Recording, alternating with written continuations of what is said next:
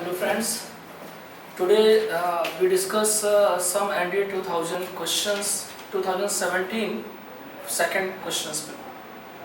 जैसा कि बेटा आप जानते हैं बच्चों कि अभी हमने डिस्कस किया था पेपर से पहले कुछ बातें आपको बताई थी कि हमारा जो पेपर है मोस्टली 3 लेयर्स में डिवाइड होता है, the layer 1, layer 2 and layer 3। This is the low level, this is middle level and this is high level। जो हमारे सिलेक्शन का क्राइटेरिया होता है, जो कट ऑफ होता है, वो इस लेयर को टच करता है, यहाँ पर आता है हमारा सिलेक्शन का क्राइटेरिया। मीन्स 40 अगर हमारा 120 का क्वेश्चन है तो जो लेयर का कट ऑफ जाता है वो नियर अबाउट 42-40 के नियर अबाउट से लेकर के 70-80 तक ही जाता है। ये सिलेक्शन का क्राइटेरिया होता है। अब बच्चे बहुत ज़्यादा मोस्टली गलती क्या करते हैं कि जो हमारा पेपर आता है या तो स्टार्टिंग में बहुत टिपिकल होता है या लास्ट में बहुत टिपिकल होता है, कई बार मिडिल में भी बहुत टिपिकल होता है। तो आपको एक डिसीजन मेकिंग लेना है कि जो भी क्वेश्चन हमें सॉल्व करना है पहले उन क्वेश्चन को करना है जो आपको इजी लगते हैं। इजी होता क्या है, कोई क्वेश्चन किसी बच्चे को इजी लगता है, कोई क्वेश्चन किसी को इजी लगता है, जो उसने किए हुए हैं उसको इजी लगता है। तो आपको पहले डिसीजन लेना है कि हमें कौन से क्वेश्चन करने हैं जो हमारे लिए इजी हैं, ताकि हम स्पीड बना लें। क्योंकि एक भी क्वेश्चन अगर आपने हाई लेवल का किया जिसका कैलकुलेशन बहुत ज़्यादा है, वो आपके टाइम को किल करता है और आपकी स्पीड को ब्रेक कर देता है। तो आज हम जो ये हमारा सेशन है 2017 सेकंड पेपर का सॉल्व करने का, इसमें मैं आपको तीनों लेयर के कुछ क्वेश्चन सॉल्व करके दिखाते हैं और आपको डिसीजन मेकिंग की प्रैक्टिस सिखाते हैं। ओके, तो सबसे पहले हम एक क्वेश्चन लेते हैं, क्वेश्चन नंबर 4 सेट ए का। Okay, 4 number says Sn is equal to Np plus n minus 1 q by 2. Or find the value of common difference of this series. So the option is p plus q and 2p plus 3q and 2q and the last one is q. So actual में अगर हम इसको originally करते हैं तो originally हमारे पास एक formula होता है Pn is equal to Sn minus Sn minus 1.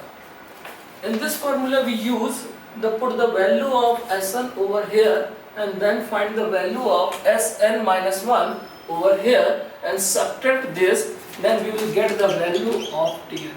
It takes more times, and then find the T1 and then find the T2 and then find D is equal to T2 minus T1. You will get the D. But this is not best solution for this question because NDA के exam में speed जितनी अच्छी बनाए उसके लिए हम tricks को लगाते हैं। देखिए इस क्वेश्चन में क्या है, मैं आपको समझाना चाहूँगा, एक्सप्लेन करना चाहूँगा। सपोज हमारे पास एक सीरीज है 2, 4, 6, 8।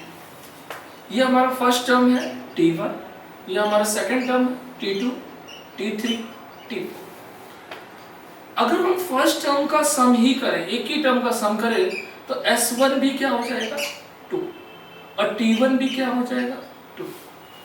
अगर हम सेकंड टर्म को ना करके दो टर्म का सम करें तो S2 कितना हो जाएगा 4 plus 2 6। S2 हमारा 6 हो गया। अगर हम S2 में से S1 को सब्ट्रैक्ट कर दें, 6 minus 2 कर दें, तो ये कितना देगा 4। That is equal to T2. That is the concept for evaluating common difference for these questions. So in this case, we put S1 over here. Put the value of n 1. What is the value? N is 1, that is P. N is 1, 1 minus 1, 0. Whole value 0, no need. And then find H2, 2p plus 2, 2 cancel, 2 minus 1, 1 into q, that is q. You get the value of S1, that is T1, and you get the value of H2, this. So how to find T2? How to find T2? H2 minus S1, T2 gives 2p plus q minus S1 is P, so P. So T2 gives P plus Q. The question asks D. What is the common difference? What is the सार अंतर? Hindi medium student के लिए सार अंतर. तो D कैसे निकालेंगे? D means होता है T2 minus T1. T2 is P plus Q और T1 is P. That is cancel. The answer is Q. Okay. ये क्वेश्चन एक लो लेवल का क्वेश्चन था. तो that is question number 4 for set A. Now we discuss some more questions and explain the questions how to solve this question technically or originally. Okay. Now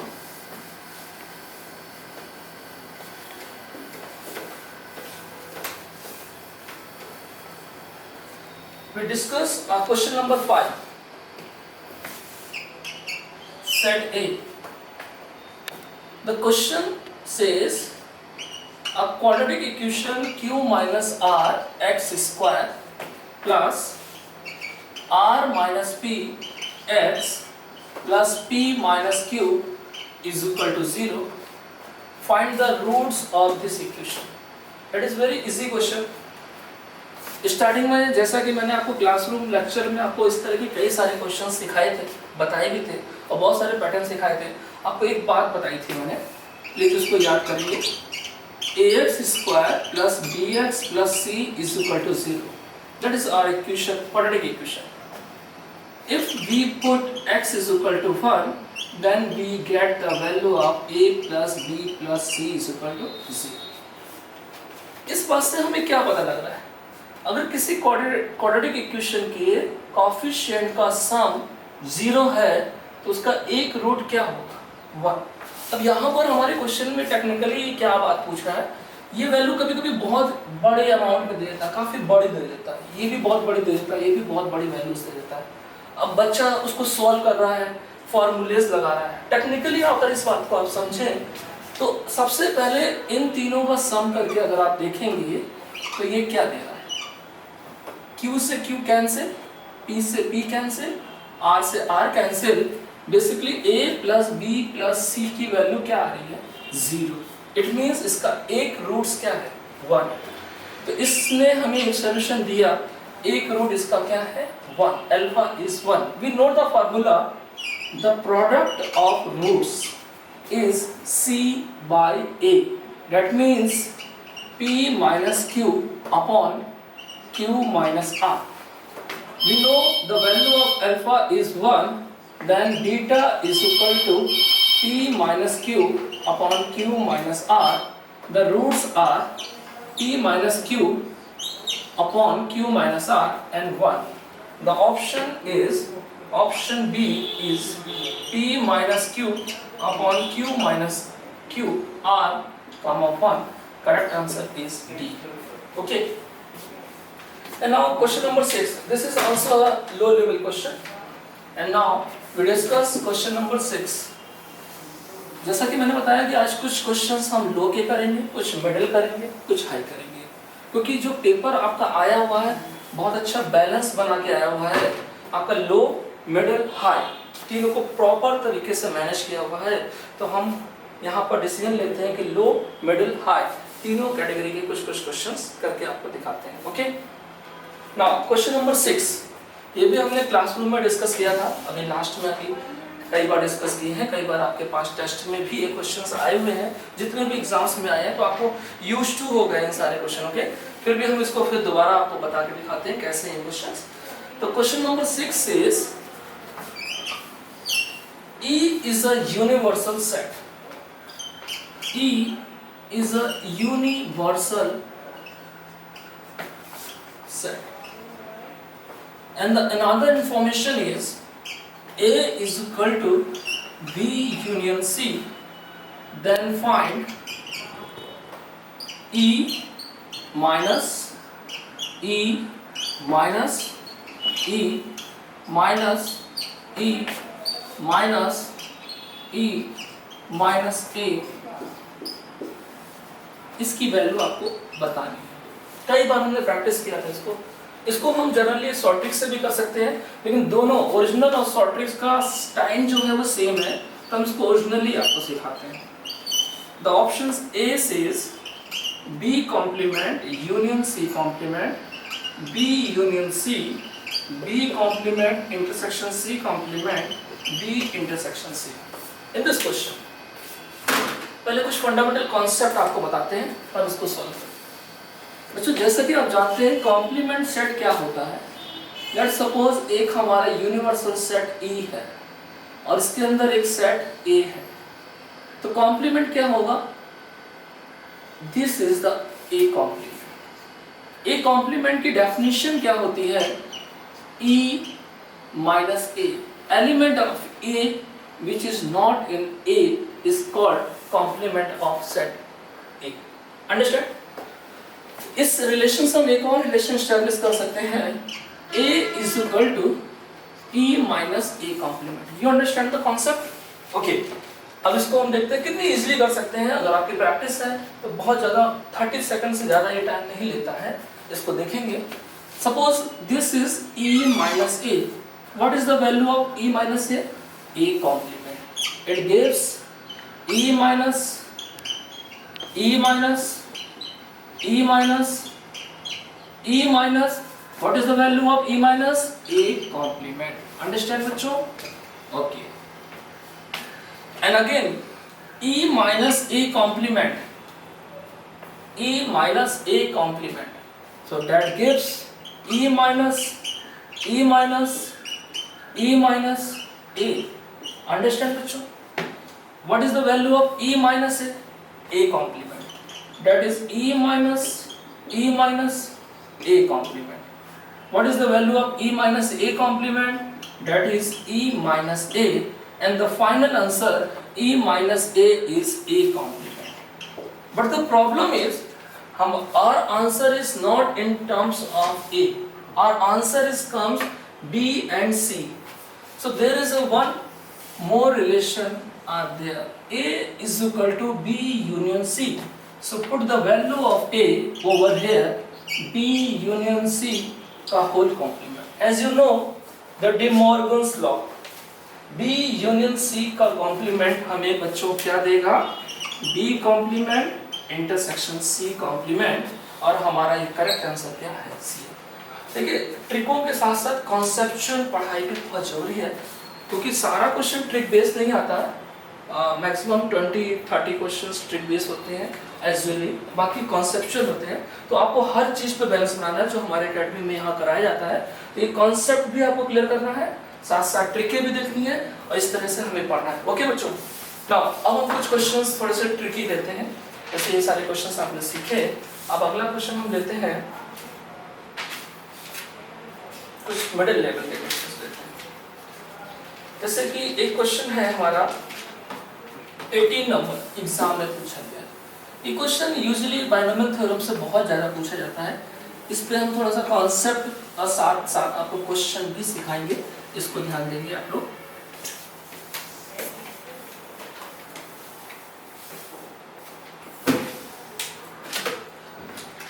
question number 18। Question number 18 कह रहा है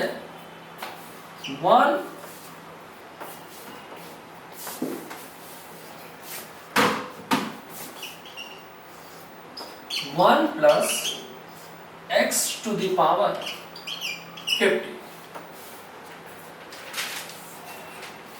Find the sum of the coefficient of odd power of x. Sum of the odd power of x coefficient. So इस तरह के questions को हम कैसे solve करते हैं, इसका छोटा सा एक फॉर्मूला है, वो आपको लर्न करना है, लेकिन इसके आसपास के बहुत सारे एनवायरनमेंट को समझते हैं ताकि और आगे आने वाले एग्जाम्स में भी आपको कॉन्सेप्ट क्लियर हो जाए। तो उसको पहले मैं एक्सप्लेन करता हूँ, फिर उसको सेकेंडों में करके दिखाते हैं।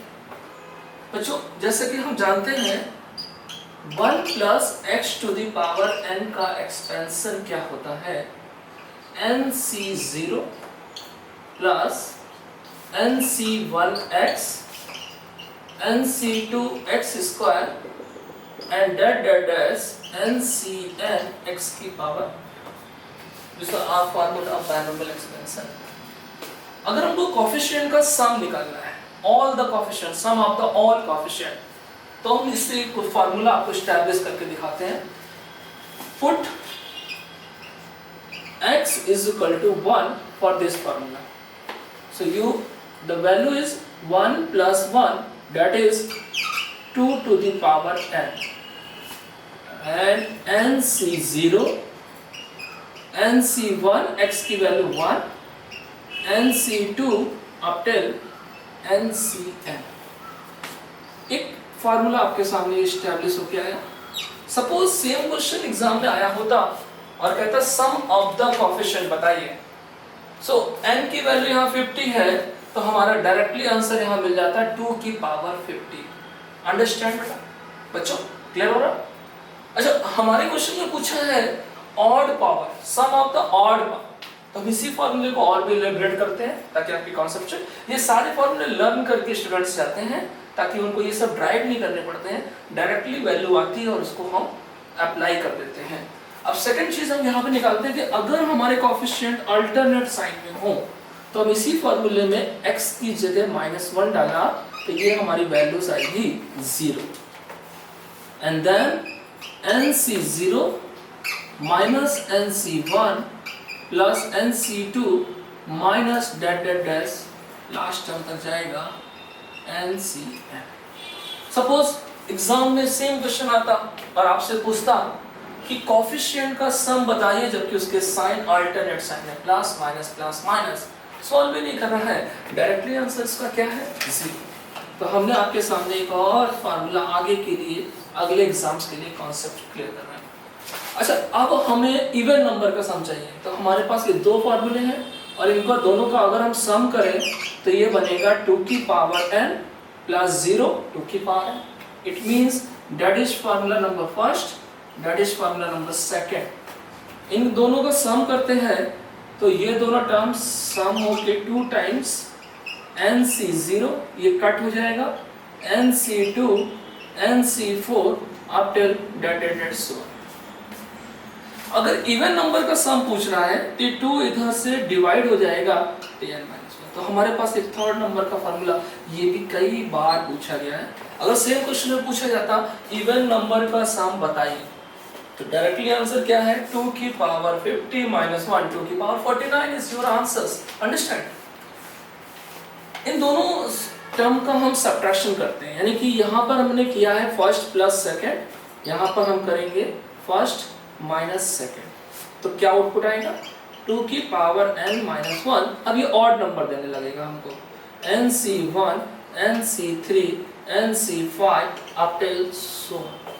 हमारा क्वेश्चन पेपर में क्वेश्चन सेम इस फॉर्मूले पे बेस आया है जो थर्ड है। अगर बच्चों आपको ये फॉर्मूला याद होता, ये कॉन्सेप्चुअल पूरा क्लियर होता, तो इसमें टाइम लगना था, विद इन सेकंड आपका आंसर था, डायरेक्टली 2 सेकंड के अंदर आंसर देना था। क्वेश्चन कह रहा है 1 प्लस x की पावर 50 और आपसे कह रहा है ऑड पावर का सम बताइए, ऑड पावर के कोफिशिएंट का सम बताइए। तो आंसर क्या होगा 2 की पावर 50 माइनस 1, यानी करेक्ट आंसर हो गया 2 की पावर 50 माइनस 1 2 की पावर 49 आंसर है। इसका करेक्ट आंसर है, क्वेश्चन नंबर है ये हमारा 18 सेट ए का, और इसका डायरेक्टली आंसर है 2 की पावर 49, ऑप्शन बी आएगा। तो बच्चों कई बार हमें डायरेक्ट रिजल्ट्स के साथ साथ कॉन्सेप्चुअल पढ़ाई भी बहुत जरूरी है, जैसा कि मैंने आपको कॉन्सेप्चुअल सिखाया। अब एग्जाम में सेम क्वेश्चन इवन का आता तो भी आंसर 2 की पावर 49, अगर अल्टरनेट साइन आते सेम क्वेश्चन के तो आंसर क्या हो जाता 0, और अगर सारे कोफिशिएंट का सम पूछना होता तो आंसर क्या हो जाता 2 की पावर 50। अंडरस्टैंड? एनी प्रॉब्लम नहीं? चलिए आगे पढ़ते हैं, कुछ और क्वेश्चंस पे हम डिस्कस करते हैं। लो लेवल पे बात की, थोड़े से मिडिल पे भी बात करेंगे, थोड़े से हाई लेवल पे भी बात करेंगे, तो इसी के साथ आगे बढ़ते हैं।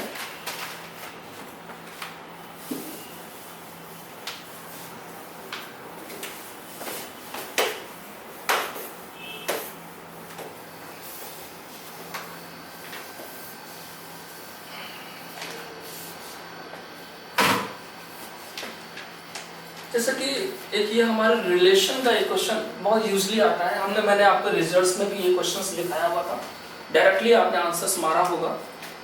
इसको मैं एक्सप्लेन दोबारा कर देता हूँ कैसे करते हैं इस क्वेश्चन को। कह रहा है question, if we defined a relation R on the set n cross n where A, B related to C, D, this is A plus D is equal to B plus C for all A, B, C, D belongs to n cross n। इसके options हैं, first option है symmetric only and the second है symmetric and transitive only, and the third option is equivalence relation, and the fourth option है reflexive only। ये question आप लोगों ने तो सॉल्व भी नहीं किया होगा, डायरेक्टली इसका आंसर आपने मारा था इक्विवेलेंस रिलेशन। मैंने कई बार इस टाइप के कई सारे रिजल्ट्स आपको प्रूव करके दिखाए थे क्लासरूम लेक्चर्स में। तो अब इसको हम आपको पेपर टाइम में भी सॉल्व करके दिखाते हैं, इसका एक्चुअल कॉन्सेप्ट आपको सिखाते हैं। जैसे कि रिलेशन में आपने पढ़ा था, रिफ्लेक्सिव रिलेशन क्या होता है, A related to A for all A, ये डेफिनेशन है हमारी reflexive relation। You know what is the definition of reflexive? A relation make related to itself are called reflexive relation। Second है symmetric, symmetric relation। Symmetric relation कहता है A related to B, then B is also related to A, same B। And the third one is transitive relation। transitive relation क्या होता है, A is related to B, B is related to C, therefore A is related to C for all A, B, C, for all A, B, C। That is the concept of reflexive, symmetric and transitive। And one relation is equivalence relation, which hold the condition of reflexive, symmetric and transitive। एक ऐसा relation जो reflexive भी हो, symmetric भी हो और साथ ही साथ ट्रांजिटिव हो, उसको बोलते हैं इक्विवेलेंस रिलेशन। हमारे ऑप्शंस में रिफ्लेक्सिव है, सिमेट्रिक है, रिफ्लेक्सिव सिमेट्रिक एंड ट्रांजिटिव है एंड इक्विवेलेंस रिलेशन। अब इस क्वेश्चन को मैं सॉल्व करके आपको दिखा रहा हूँ, इसको देखेंगे इसका सॉल्यूशन। अब इस क्वेश्चन में कोई शॉर्ट ट्रिक्स नहीं है, ओनली कॉन्सेप्ट है। आप क्या शॉर्ट ट्रिक लगा दोगे, जो रिलेशन एस्टैब्लिश कर रहा है इसके अकॉर्डिंग एक सिनेरियो बनाना पड़ेगा और तब आपको सॉल्व करना पड़ेगा। तो इस तरह के शॉर्ट ट्रिकें नहीं होती है, पेपर तीनों बेस पे आता है, इजी, मिडिल एंड हाई। इस क्वेश्चन को कॉन्सेप्चुअल पढ़ते हैं, इस टाइप की कई सारी वैरायटीज हमारे लेक्चर रूम में आपको सिखाई गई है। दोबारा देखते हैं, A, B related to C, D और एक रिलेशन एस्टैब्लिश कर रहा है A plus D is equal to the B plus C। Understand? A plus D is equal to B plus C। Okay। So अब हमें चेक करना है कि ये जो रिलेशन इस कंडीशन गिवन है क्या वो रिफ्लेक्सिव है। तो रिफ्लेक्सिव के अकॉर्डिंग हमारी कंडीशन होती है a relation make related to itself। It means the first case हम रिफ्लेक्सिव चेक करने जा रहे हैं, रिफ्लेक्सिव रिलेशन। अच्छा, हमारे यहाँ हिंदी मीडियम के भी छात्र जो पढ़ते हैं वो भी बैठे हुए हैं, तो बच्चों इसको आपको पता ही है, हिंदी मीडियम में हम हिंदी में पढ़ाते हैं तो रिफ्लेक्सिव को स्वतुल्य बोलते हैं, स्वतुल्य रिलेशन, संबंध। तो दोनों माध्यम यहाँ पर आज टेस्ट पेपर डिस्कशन में बैठे हैं, तो हम दोनों मीडियम में आपको डिस्कस करते हैं रिफ्लेक्सिव रिलेशन, यानी स्वतुल्य, स्वयं का रिलेशन स्वयं से बन रहा है। तो in this case A is A, B related to CD is A, B। according to our condition, this is related to this and this is related to this. It gives a plus b is equal to b plus a, and a plus b is equal to, using commutative law, a plus b. Both are equal. It means a particular condition reflexive है. अभी हम और decision नहीं ले सकते कि ये answer सही है, क्योंकि हो सकता है सिमेट्रिक भी हो, ट्रांजिटिव भी हो, तो हमारा फाइनल आंसर इक्विवेलेंस बनेगा. तो हम ट्रांजिटिव को भी चेक करके दिखाते हैं और आपको सिमेट्रिक को भी चेक करके दिखाते हैं. ये तो बच्चों समझ में आ गया. अब हम ट्रांजिटिव को चेक करते हैं. देखिए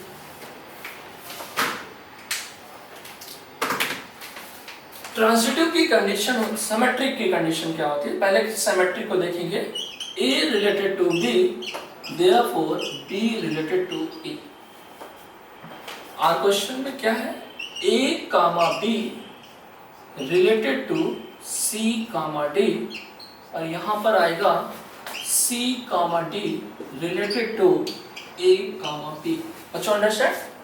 अब इसको दोनों तरफ से कंडीशन अगर ट्रू आ जाती है, it means it is also a symmetric condition. सममिति, हिंदी वाले बच्चे सममिति, तो इसको ध्यान देंगे. This plus this a plus d is equal to this plus this b plus, that is our left hand side. Same way में हम इसी पैटर्न को यहाँ पे पकड़ेंगे, तो यह हमारा क्या देगा, c plus d is equal to d plus e.